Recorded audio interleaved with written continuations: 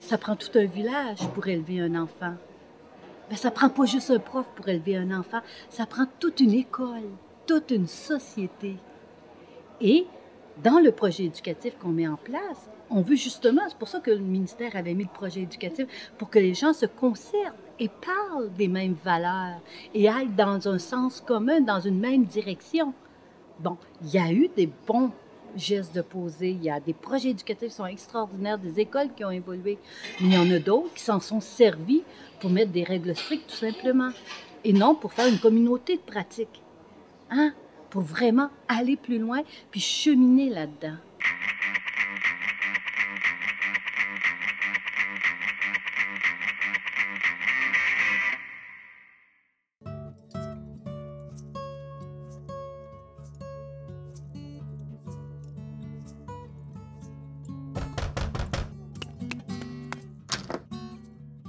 Hmm. Hmm. Mais y a rien là-dedans. Hi.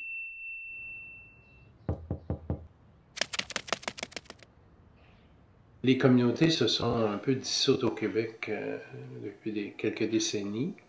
Le milieu est tissé moins serré qu'avant. Et on voit les catastrophes que ça provoque, surtout dans des milieux plus défavorisés où un enfant sur 2 ou sur 3 n'est pas prêt à rentrer à l'école. Ça, c'est un très bon indicateur que la communauté ne fait pas son travail. Et à l'époque où la communauté était tissée plus serrée, ou dans les communautés même culturelles qui sont au Québec, où c'est tissé plus serré, on voit le phénomène inverse où l'enfant est où en fait tout se centre autour de l'enfant pour le préparer à une vie future fructueuse. Donc il faut revenir à ces notions-là, mais c'est pas spontané, on l'a perdu, il faut le récupérer progressivement, donc ça prend certains déclencheurs.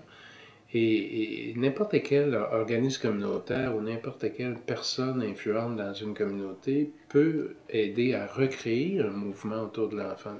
Et ça passe par s'occuper de nos enfants un peu plus, les regarder, y porter attention, non pas les ignorer sur la rue, leur parler stimuler une espèce de communication avec les enfants qui n'existe pas beaucoup. Hein. Si on regarde dans les rues, les gens massent la tête baissée, ne regardent pas les enfants, ils ont souvent peur des enfants, dans le métro, dans l'autobus. Il faut recommencer à se regarder, communiquer et saisir les besoins des enfants qui sont laissés souvent à eux-mêmes. Si vous n'avez pas dans votre milieu d'appartenance, disons votre famille, un tissu social bien structuré, eh bien, il est plus que probable que vous allez le remplacer par une sous-culture. Par exemple, un groupe dans la cour d'école, une alliance de quelques personnes, tout se restructure. Et donc, l'école devient le terrain où ces sous-cultures, ça prend de multiples formes, hein, ces sous-cultures qui parfois sont violentes. Le taxage, c'est pas quelque chose qui n'est pas violent. Le phénomène de rejet des enfants qui ne présentent pas les bons critères pour adhérer au groupe, soit parce qu'ils sont physiquement inaptes, soit parce qu'ils viennent d'une communauté culturelle visible, une minorité, soit qu'ils ont un défaut ou je ne sais pas quoi. C'est toutes des choses qui font en sorte que ces sous-cultures donc se recomposent et deviennent anomiques.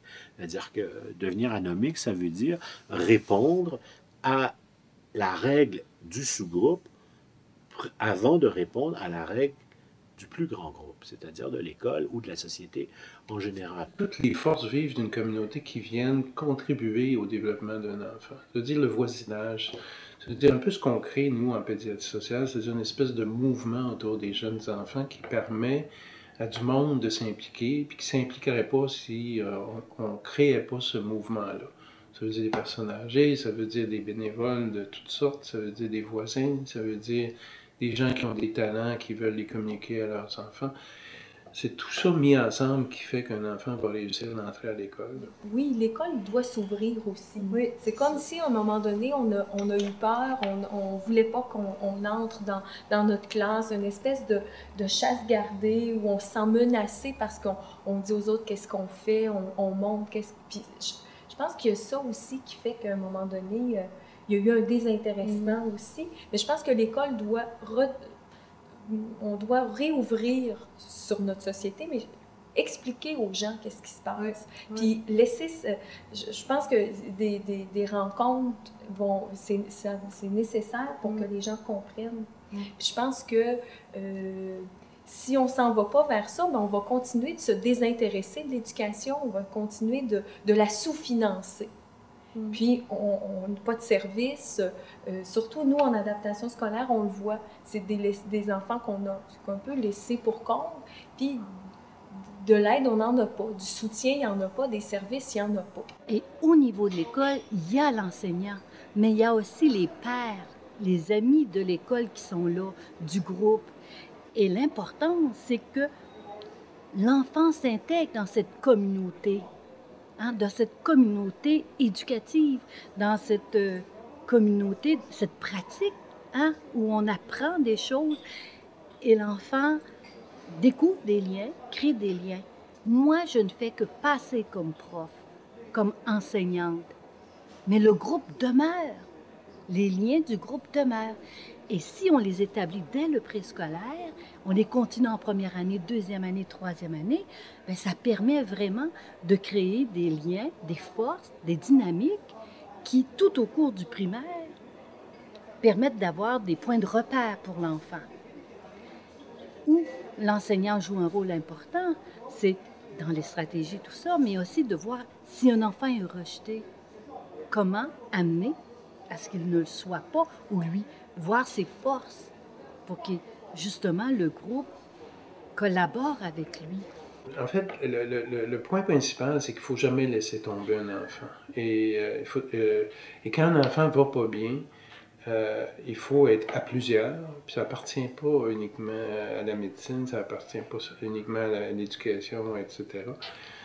Comprendre pourquoi l'enfant a des difficultés de cette nature-là, et ensemble de trouver des solutions. Alors, c'est toujours la question qu'un enfant ne peut pas être suivi par une seule spécialité. Et l'enseignant seul a peu de moyens, le médecin seul a peu de moyens, le travailleur social seul a peu de moyens.